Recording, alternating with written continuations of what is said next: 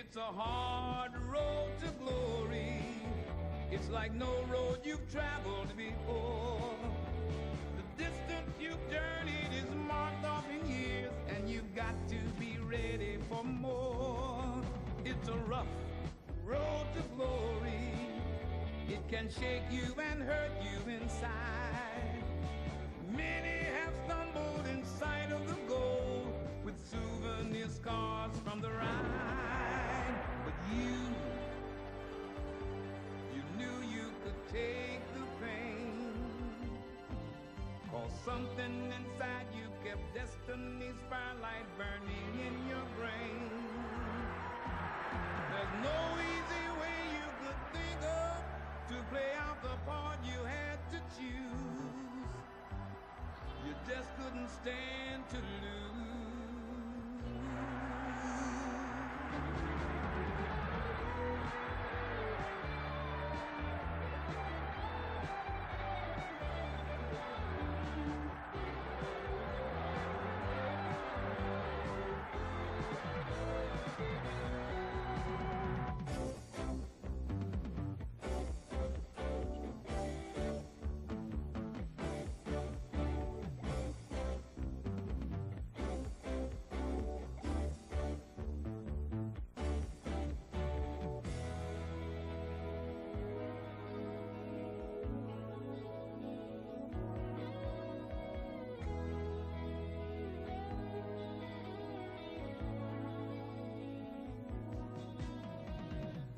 Every step along the way opened up another door. You showed the world a part of you they'd never seen before. And one by one, the voices came to join your victory song. So nations stood behind you, and millions cheered you on.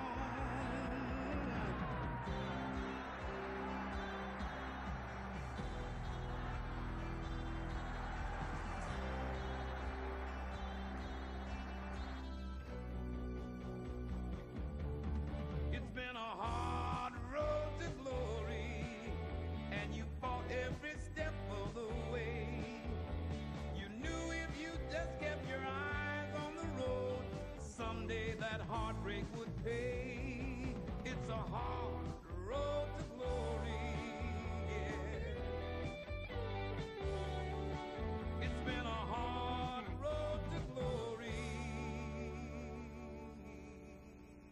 A Hard Road to Glory, the Black Athlete in America, is based on research conducted by tennis great Arthur Ashe. Black athletes enjoy more fame, wealth, and attention today than they ever have before in the history of the world. In America, the best of them have achieved a kind of glory that in the past has been reserved for war heroes and saints.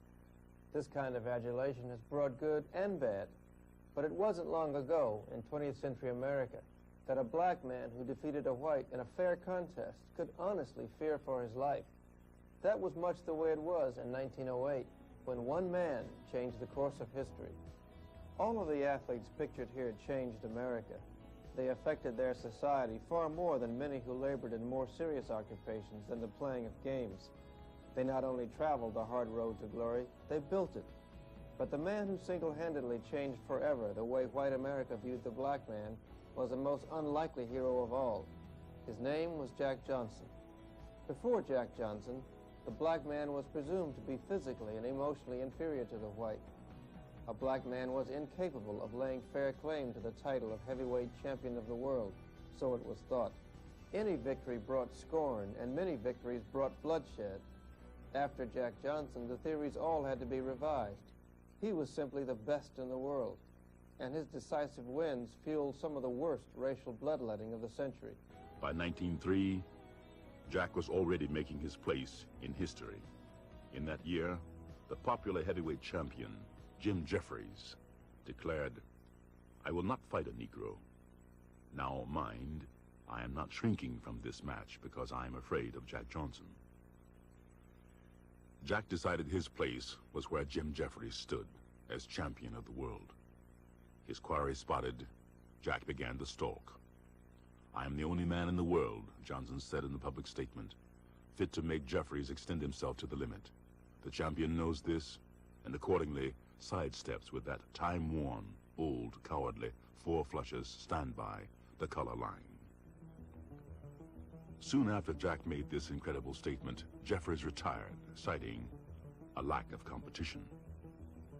The man who claimed the abandoned title lost it to a Canadian, Tommy Burns, and Jack was on to a new scent. He literally chased Burns all over the world in pursuit of a shot at the title.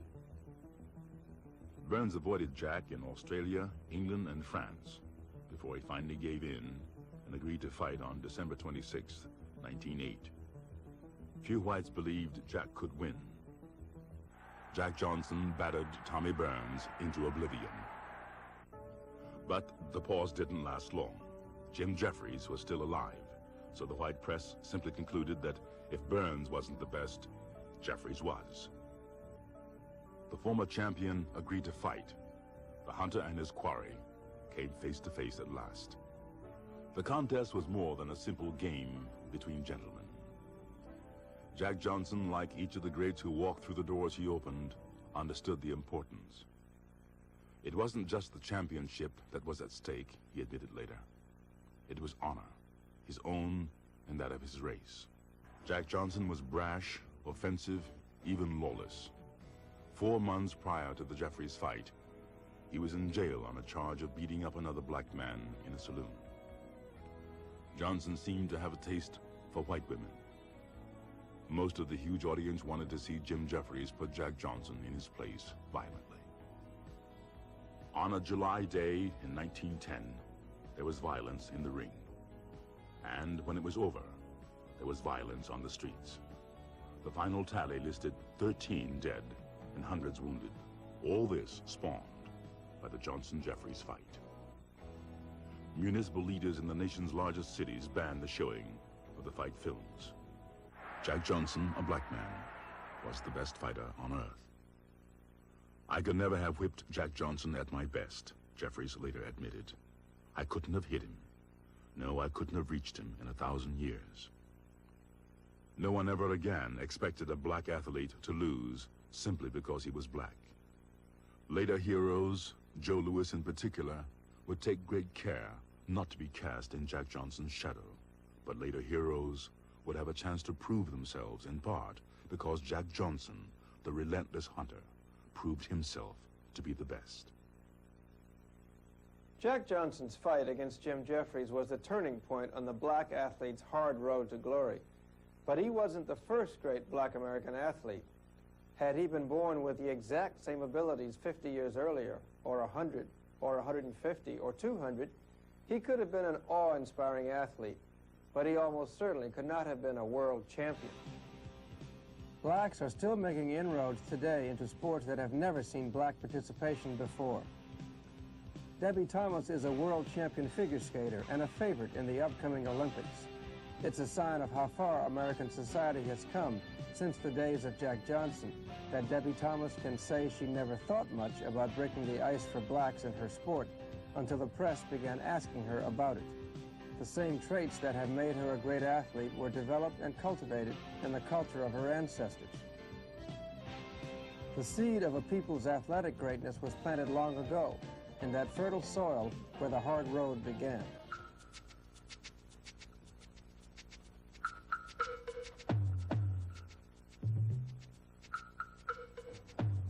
In the culture of African tribes 400 years ago, athletic skills served two very basic purposes: survival and the determination of social order. Membership in the hunting party was a great honor. Survival depended on swiftness of foot, endurance, agility, and strength. Great hunters brought home both food and respect. Suppleness and flexibility were prized in the young. Athletic pursuits were encouraged. In the ceremonial passage into manhood, physical prowess was a necessity. In some tribes, women warriors trained in martial arts just like the men. In most, however, they did not participate in the more rigorous survival disciplines. But they could gain socially from athletic ability artfully showcased in ritual dances.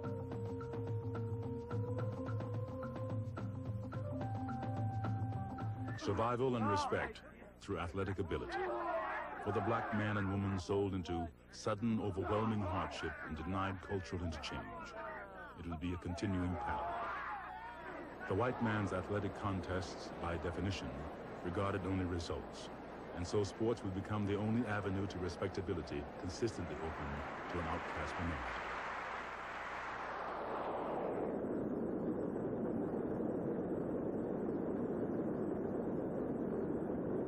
It proved to be a hard road to glory.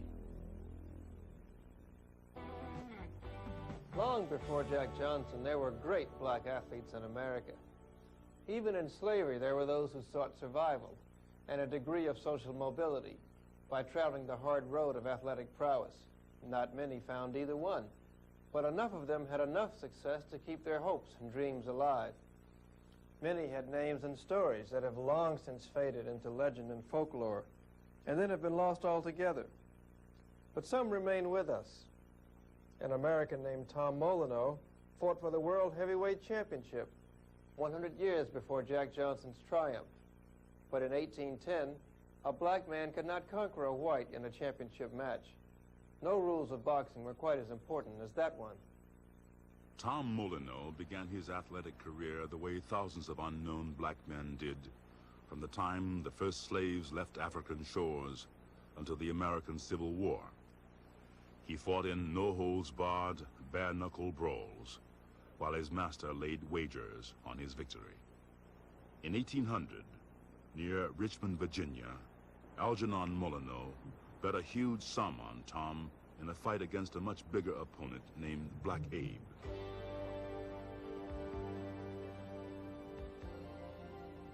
Gentlemen, may I have your attention, please? I have an announcement to make. You are a fortunate few. You are about to witness a truly great fight.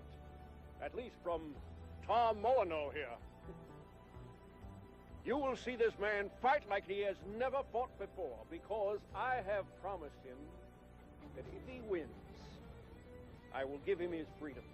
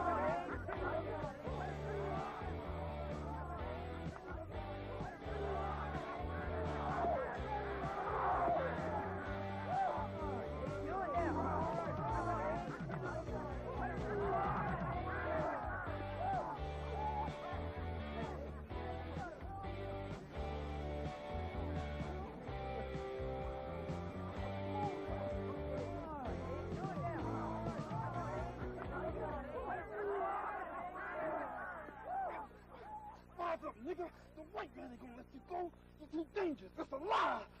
Oh, maybe it is. Maybe it ain't. It's the only hope I got.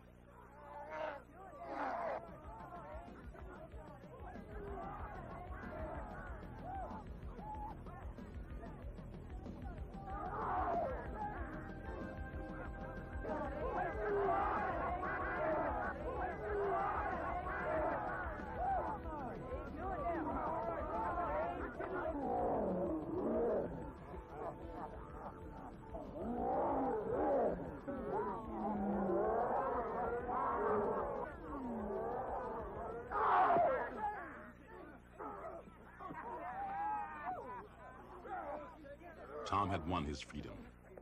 His life as a slave had ended, but his life as a fighter had just begun. Several years later, across an ocean, Tom would face another challenge. With a win over the English champion Thomas Cribb, the former slave would be champion of the free world.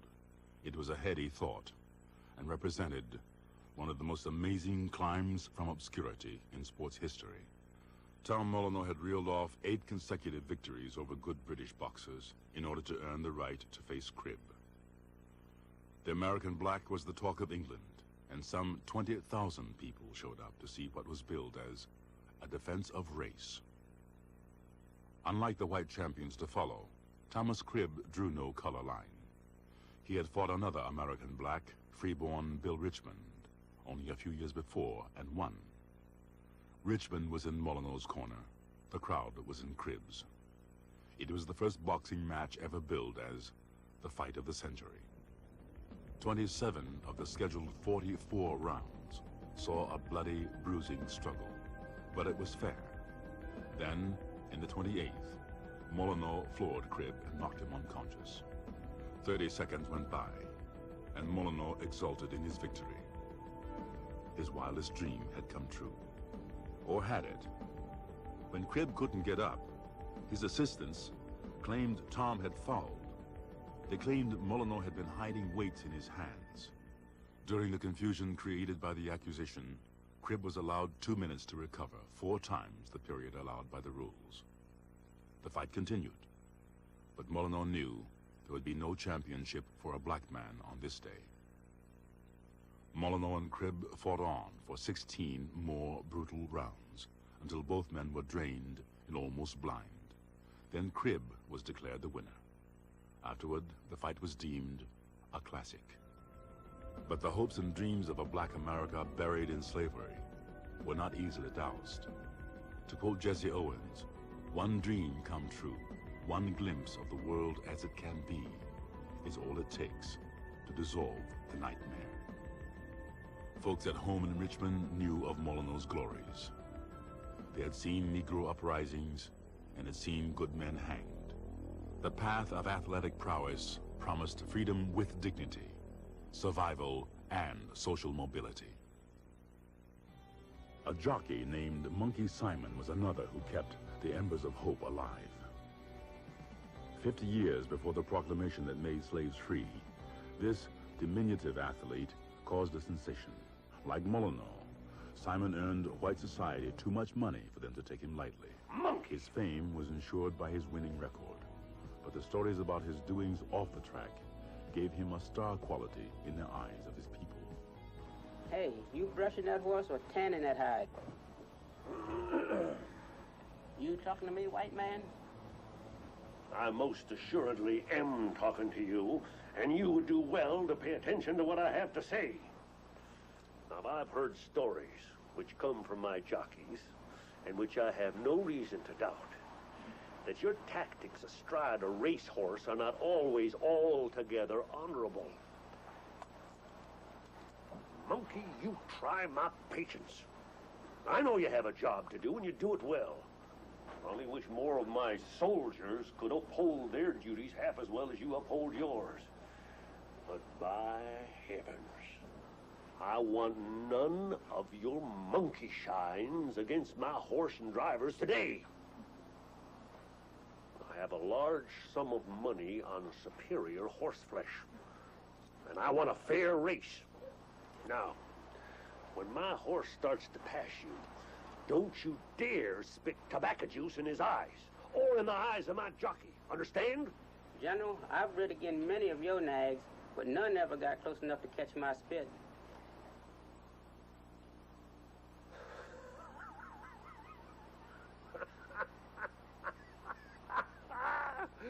Monkey, you'll be the death of me yet.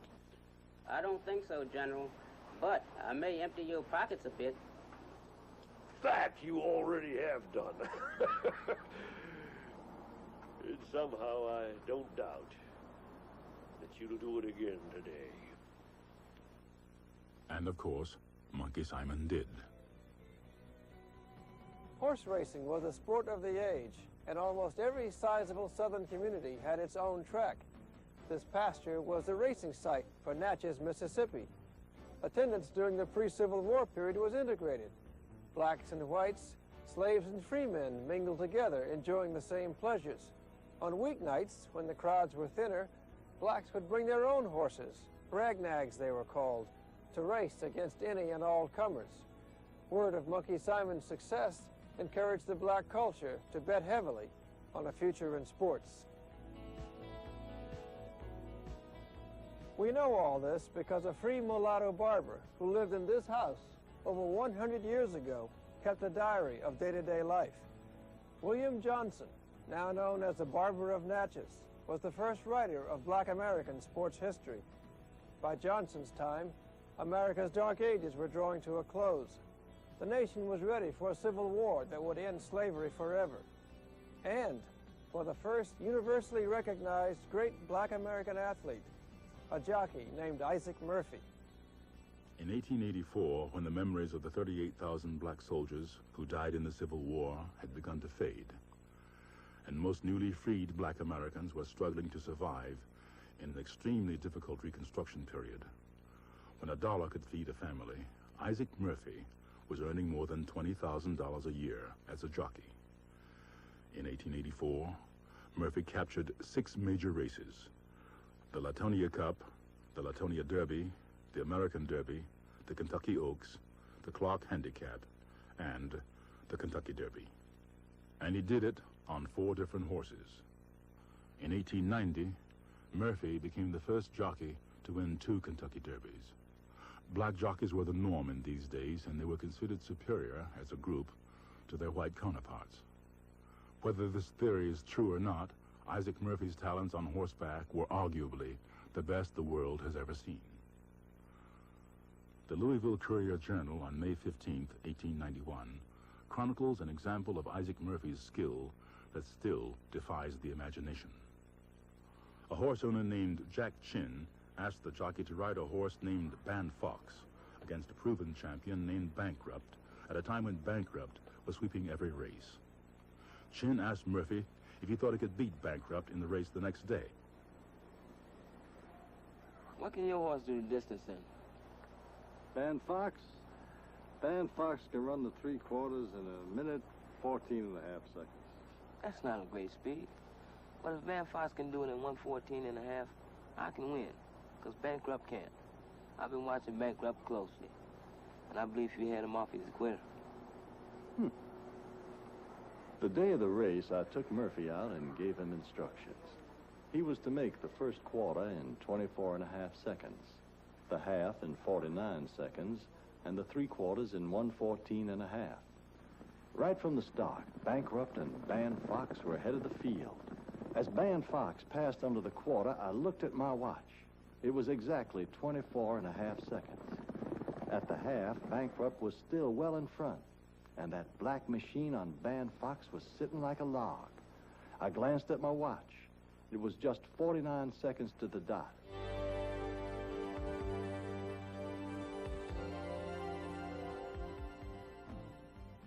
In the last quarter, he closed up on Bankrupt.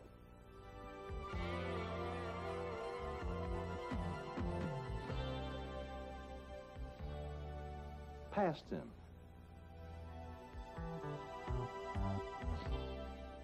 And came under the stretch an easy winner. I looked up at the winning time. It was 1:14.5 exactly. Isaac Murphy stayed atop the racing world until 1891, the year of his 3rd and last Kentucky Derby win. He was not only a great athlete, he was admired by white and black society alike. Isaac Murphy is a quiet, polite young man, the Louisville paper said of him.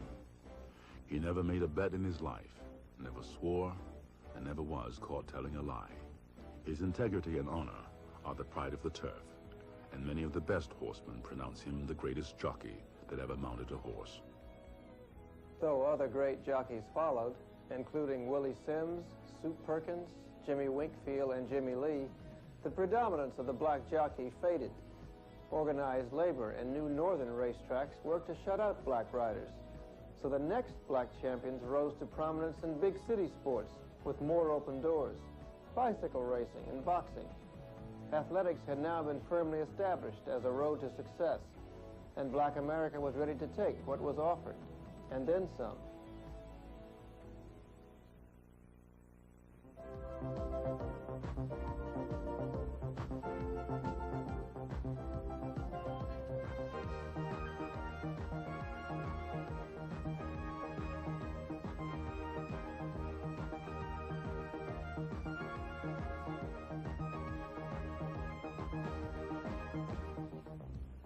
Nelson Vales won an Olympic silver medal here in this velodrome on the campus of California State, Dominguez Hills.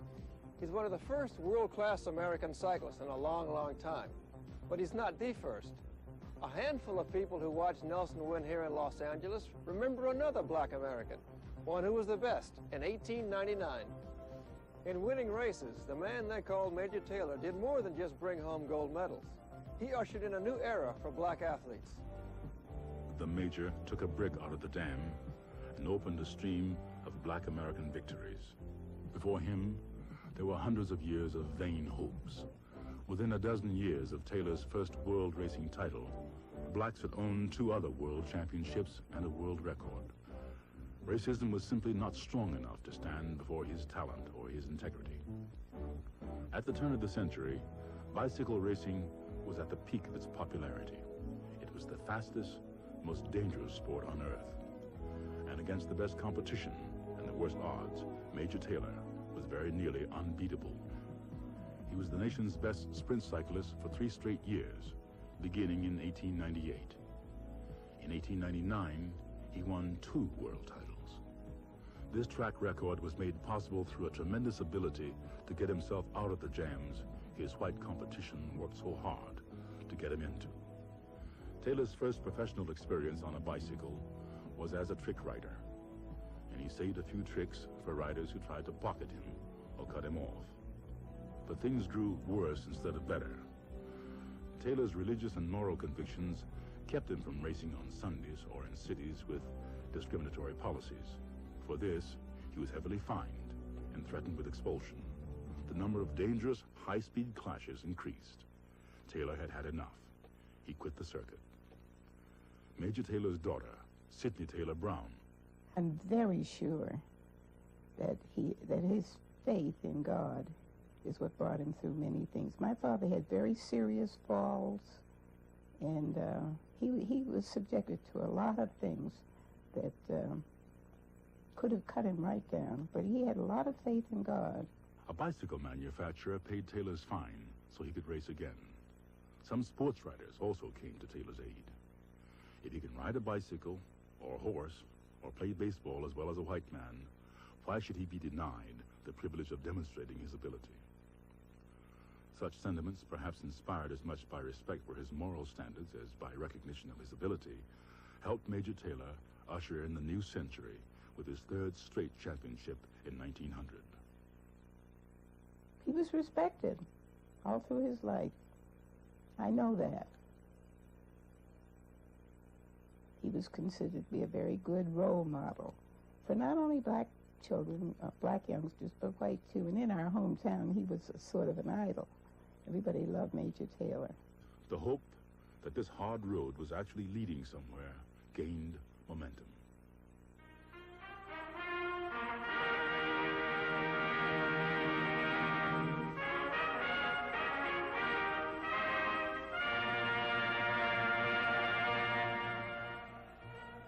Jesse Owens was an American. In 1936 in Berlin, nobody questioned his citizenship. For the first time, a black man was the national symbol of what is best in the American way of life. His 4 gold medals and his 4 Olympic records still stand as an Olympic track and field all-time best. Long before the Olympics, Hitler had heard about Owens. In 1935, in what still stands as the most incredible day in track and field history, Jesse Owens competed in a college meet in Ann Arbor, Michigan, and set 3 world records and equaled a 4th in one afternoon. The press had been challenging Hitler to name the Aryan who could beat the black son of an Alabama sharecropper. Hitler brashly promised that Lutz Long would defeat Jesse Owens in the long jump. For an agonizing moment in the preliminaries, Jesse himself feared that Hitler might be right. He scratched twice and was in danger of not making the finals. In a panic, he cried out to God for help. And suddenly, there was Lutz Long offering some friendly advice. Measure your steps carefully, he suggested, and then take off 6 inches farther back than necessary. In his last qualifying attempt, Jesse set a new record by taking off on the board with half a foot to spare. The friendship between the God-fearing black American and the unbelieving German Nazi grew strong.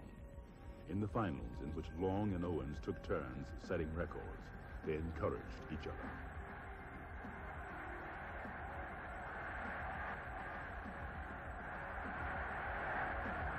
With Hitler watching, Jesse jumped last and farthest.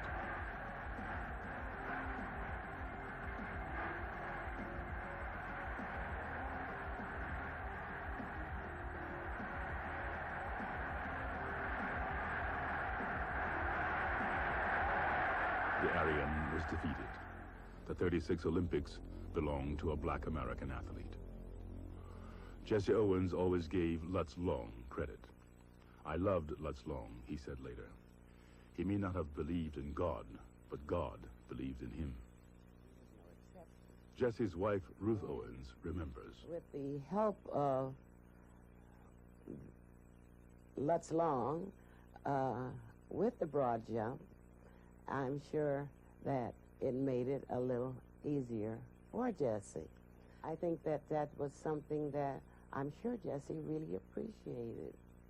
For 12 years after the 1936 Olympics, Jesse Owens and one other man shared the burden of black leadership, at least in terms of image.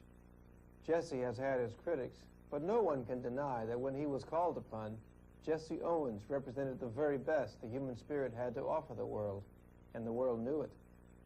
The other man who shaped and carried the image of the black man in the 30s and beyond was Joe Louis.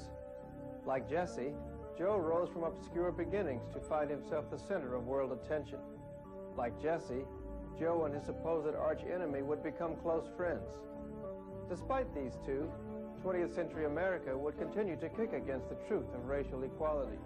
There would be many setbacks, and yet sports arenas would continue to be packed with the people of a diverse nation who wanted to see blacks and whites compete with and against one another, and to watch unfold what is surely the greatest sports drama in history. Black Americans were determined to prove themselves against all the odds on this, the hard road to glory. It's been a hard road to glory.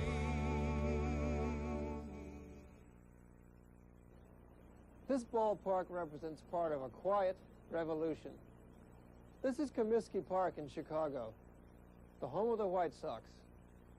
It's the oldest, proudest ballpark in the nation, and it's seen more than its share of history. The revolution in Chicago occurred in the first half of the 20th century, as this city grew into the country's foremost hub of black athletic activity. Here, more than anywhere else, black athletes found the tools to compete on an equal footing with white athletes. It was right here that Joe Louis won the world's heavyweight boxing championship in 1937. If Jack Johnson was a hunter, Joe Louis was a soldier. Like a soldier under fire, he stood against an opponent, fearless and determined. Joe Louis Barrow started boxing at age 17, using the money his mother gave him for violin lessons. Like Jesse Owens, Joe Louis was born the son of a poor Alabama sharecropper. He carried with him the memories of a childhood spent in the slums of Detroit, where he often stood in soup lines with his mother and sisters. Joe fought for their lives.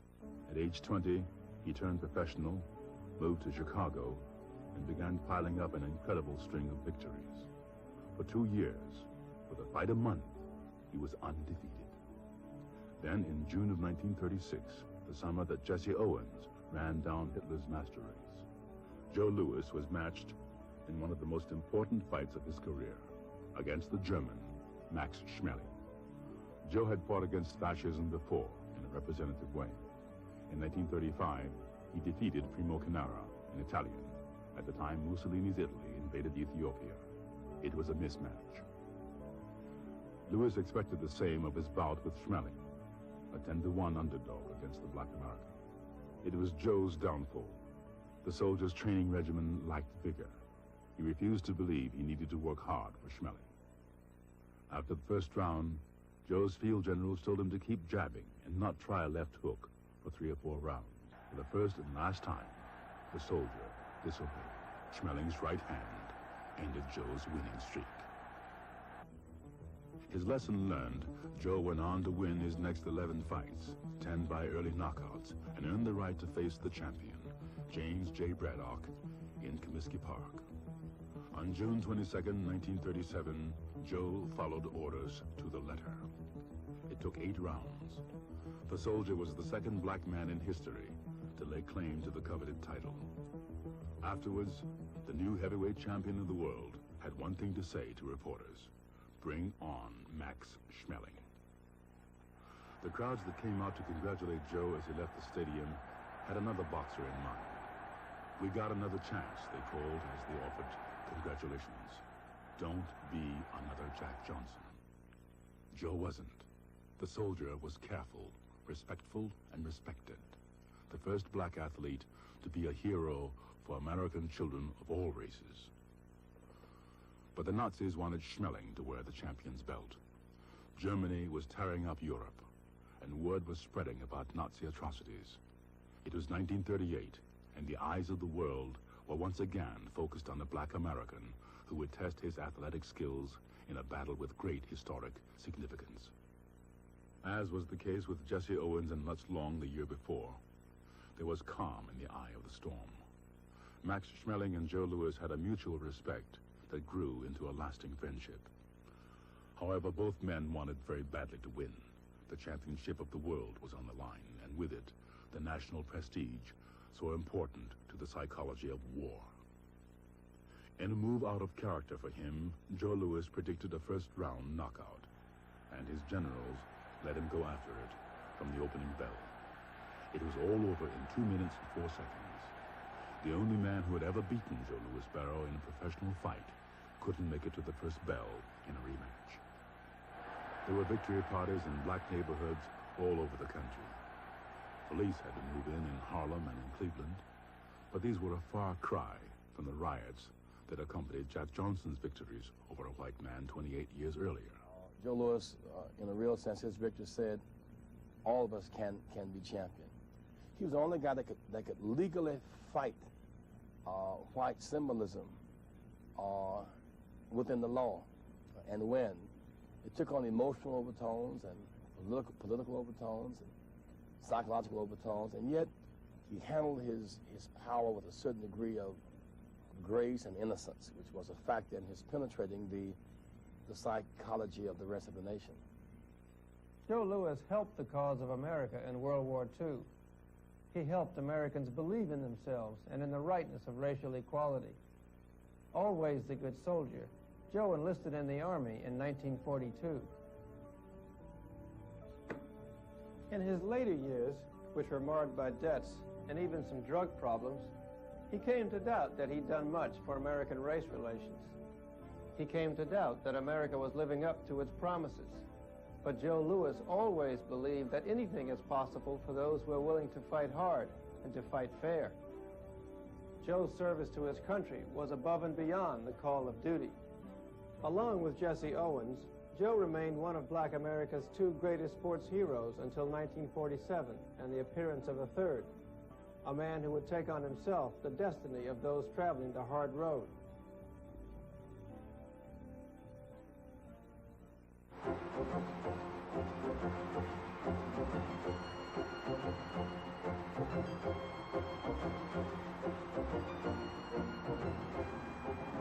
When Jackie Robinson hit the big leagues changed.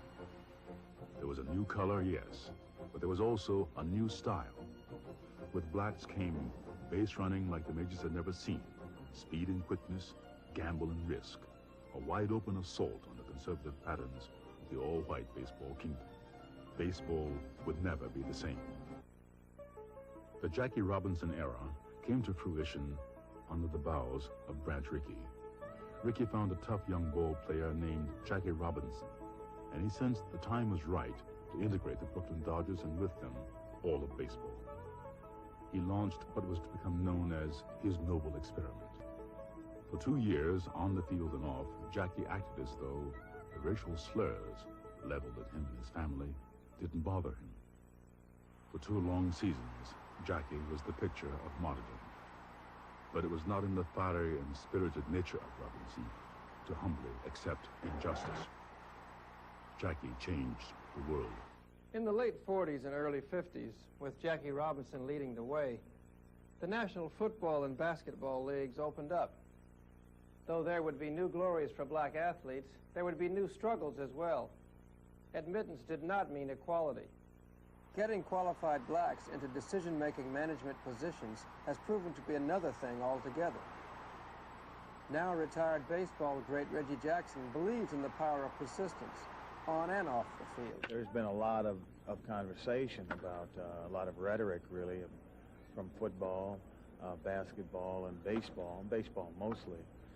You read from time to time that football is trying to come up with an idea, with a formula, with some kind of a scheme or plan to rectify the problem or help rectify the problem, but you don't see anything happen, and really football has been the most guilty because there's never have been a head coach. And I think as long as, until the media continues to apply pressure, which lets the public apply pressure, then nothing will be done, really. We have a situation where, in a very fundamental sense, we've gone from a pre-Jackie Robinson era characterized by Jim Crow in American sports to a post-Jackie Robinson era that I would characterize as Mr. James Crow Esquire. But on the field, glory was there for the taking. Black heroes and image makers were nothing new to the black population, but the 50s saw a new phenomenon. A whole class of black superstars loved by all Americans regardless of color. Henry Aaron, Jim Brown, Willie Mays, Bill Russell, Will Chamberlain, and Sugar Ray Robinson. All these legends were born and nurtured within a decade of Jackie Robinson's entry into the major leagues. Every black person in America identified with those great champions. And their victories were really racial victories, not just individual victories. Tennis had Althea Gibson, who in the 50s claimed the U.S. and Wimbledon singles titles, the first time a black had won either of those events. She did not grow up on tennis courts, but in Harlem, playing paddleball. The rest of black American tennis history is almost all Arthur Ashe, who in 1975 became the first black male to win the U.S. Open and Wimbledon singles titles. As was the case with Althea Gibson, Arthur Ashe was widely admired and saluted by the black community for his outstanding achievement. But so far, he has not been followed. Still, there have been major advances. Zena Garrison is the first black woman to make the world's top 10 since Althea Gibson, and she's still on the rise. And there are other faces, Lori McNeil, and Chip Hooper. And in that other upscale sport, Charlie Sifford became the first black man to receive approved status from the PGA in 1960. Lee Elder was the first to qualify for the Masters in the 70s. And now Calvin Peete, winner of many major events, promises to be remembered as the first black superstar of golf. The king of sports was destined to take center ring as the 60s approached.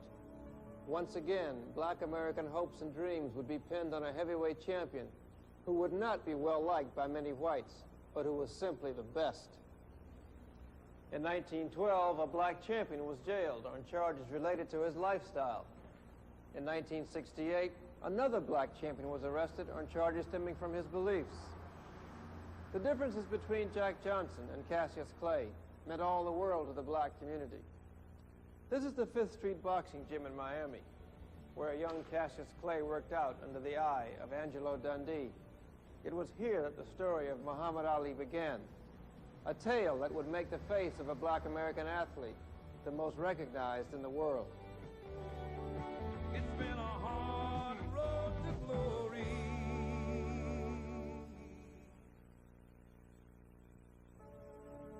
Jack Johnson was a hunter. Joe Louis was a soldier.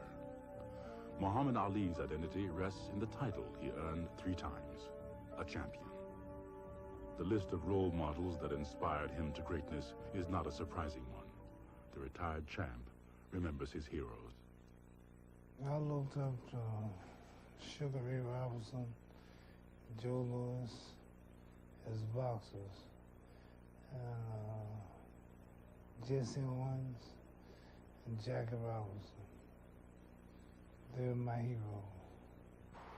Even the best of the black athletes were still subjected to the humiliation of racial discrimination once they left the locker room. Anger mounted as young superstars like Lou Alcindor at UCLA. Later, Kareem Abdul-Jabbar recognized that they were being used as drawing cards and profit makers for a white establishment that refused to accept them as equals. Television was a powerful new element that played an important role in the coming storm. The assassinations of John F. Kennedy and Martin Luther King Jr. and later Bobby Kennedy were blanketed by television coverage. The Vietnam War was brought into living rooms all over America daily. As television made colleges and team owners rich, it also made the faces of black athletes familiar to America. The heavyweight champion of the world was prominent. He's going around claiming to be the real heavyweight champ. But after I'm finished, he'll just be a tramp. Now, I'm not saying this just to be funny, but I'm fighting Ernie because he needs the money. No one could be indifferent about this athlete. When Cassius Clay refused military induction in 1968, when the reigning champion of the boxing world was convicted, jailed, and stripped of his title as a matter of principle, it was a media event. The world watched. Its champion was arrested because he refused to kill. The government demanded, Ali refused.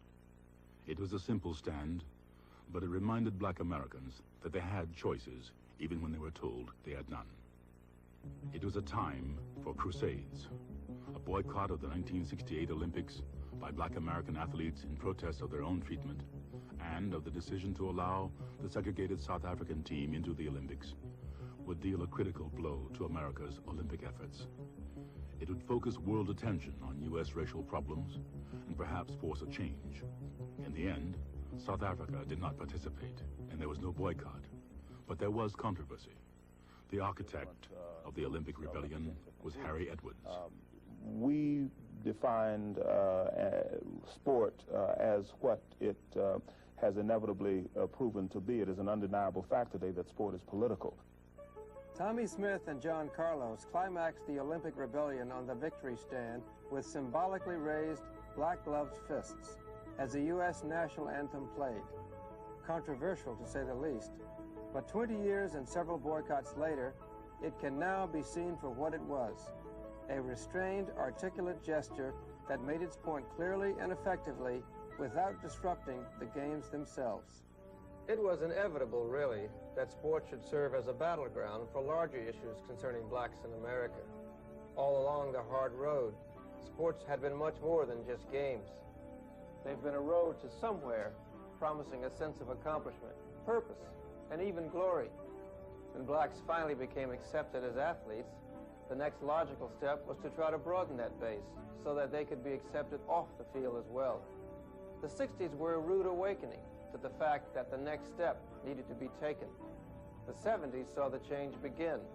The years since have proven that change is slow and that there are still some hard roads ahead. Nobody questions what the next step on the hard road should be. It's management, not just in the front office, but in the dugout and on the sidelines. While baseball's black managers can be counted on one hand, the NFL's black head coaches cannot be counted at all.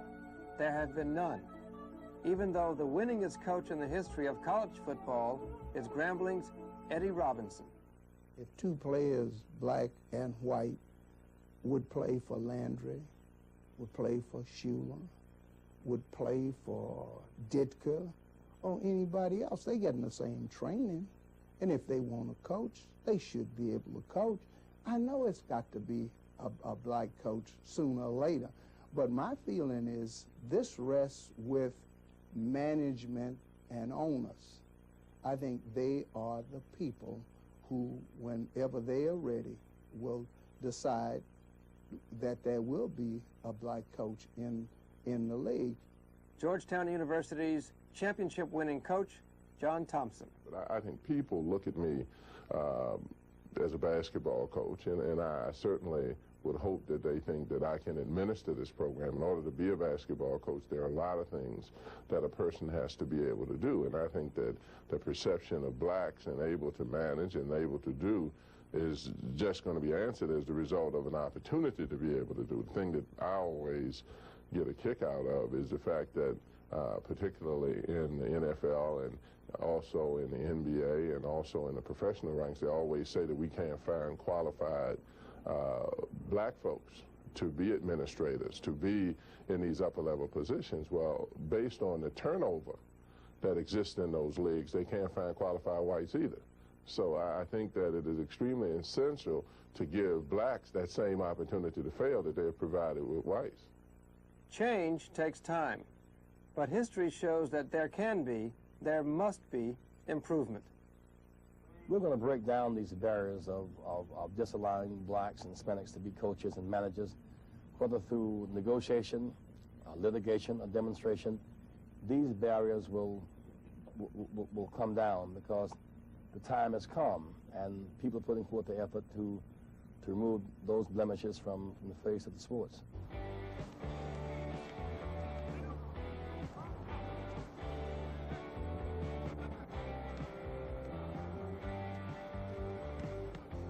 When you look at television or read the sports pages today, you have to be impressed with the stature we Americans grant our athletes.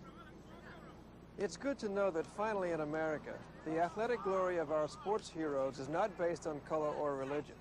In America, in sports at least, every man, woman, and child can have an equal shot at fame and fortune. There is still, however, a dark cloud inside this silver lining. There are drug problems which threaten professional sports on all levels. Greed and selfishness are eroding the ideals of sportsmanship. We won't know how much damage has been done until the next generation of young athletes takes the spotlight. And yet, regardless of the problems, many black youths continue to put all their hopes and dreams on the line for a one-chance-in-a-million professional sports career. You don't really, even though we know that we all usually like athletics, especially basketball. But I play football. Yeah, I heard. Your nickname is Animal. Yeah. Where'd you get that nickname from? Look at him. When I speak to groups of black youths and see the thirst for athletic glory in their eyes, I'm heartbroken by what is a vain hope for almost every one of them. Millions of young people, good athletes, are destined to be bitterly disappointed. The glory of great athletes is real enough, but unless it means more opportunities in other walks of life, it is tragically deceptive. We've come too far down a very hard road to quit now, with relatively few successes. The modern stereotype about the superhuman black athlete is as dangerous as the old subhuman stereotype. Opportunities for the mind have been sabotaged by belief that blacks have the brawn, but not the brains to excel. The hard road doesn't end here. We have a long way yet to go, so we must keep moving forward.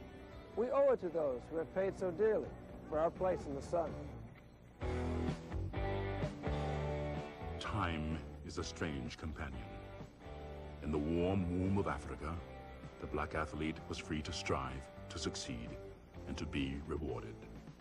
Slavery put a sudden and devastating end to this Eden. It would be 400 years in a land thousands of miles away before athletic achievement would once again be freely rewarded by society.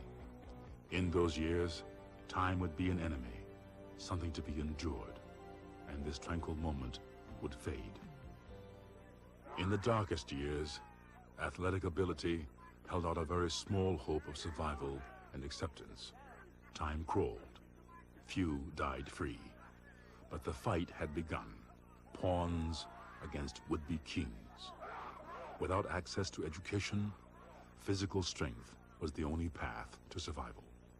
Blacks in America were separated and enslaved, but they were together creating the road of athletic prowess, paving it with the sweat of slavery and laying it on the hardened soil of a simpler age.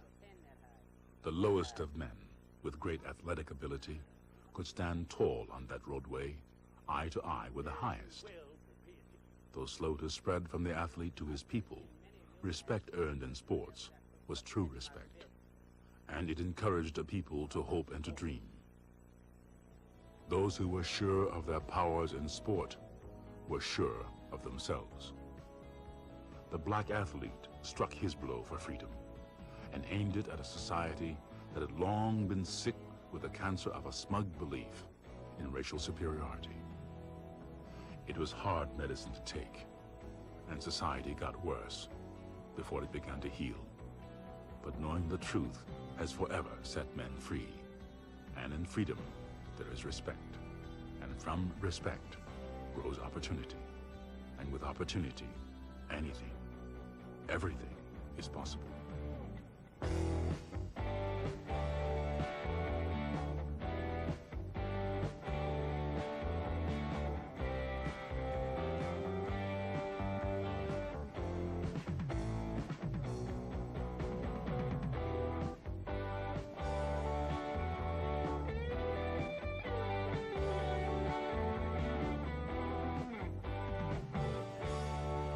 Time is finally a friend. We have the power to make the most of our time, to make the most of ourselves and of our opportunities, to walk the road to glory, and to make it a glory shared by all. And, God willing, we shall.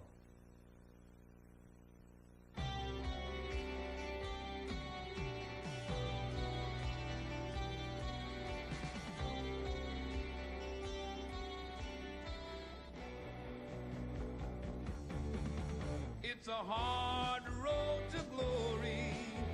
It's like no road you've traveled before. The distance you've journeyed is marked off in years, and you've got to be ready for more. It's a rough road to glory. It can shake you and hurt you inside. Many have stumbled in sight of the goal with souvenir scars from the ride. But you knew you could take the pain, 'cause something inside you kept destiny's firelight burning in your brain. There's no easy way you could think of to play out the part you had to choose. You just couldn't stand to lose.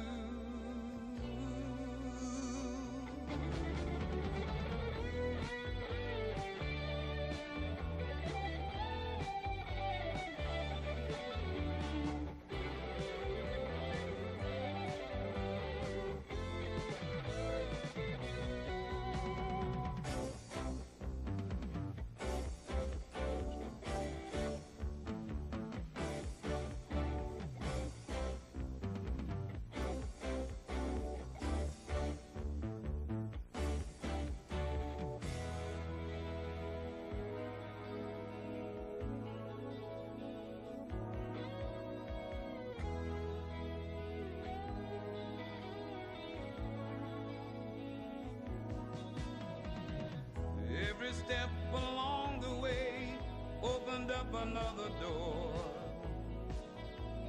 You showed the world a part of you they'd never seen before. And one by one, the voices came to join your victory song. Till nations stood behind you and millions cheered you on.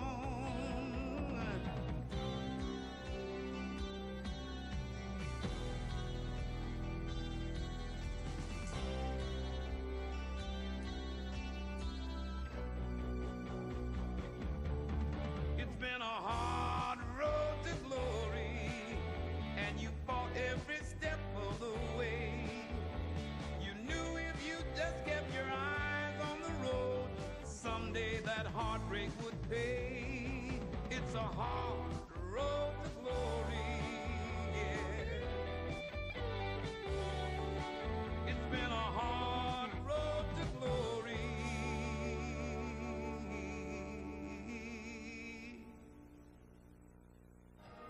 for you sports fans. Here are some of the video programs guaranteed to have you cheering for your favorites. Once you step on that basketball court, there shouldn't be nothing going through your mind, or you shouldn't be trying to think about anything other than play your best, give 100%. But in my situation, it's my life. I got to win. Mastering the game of basketball takes dedication, concentration, guidance, and practice. Come with us as we present one of today's superstars.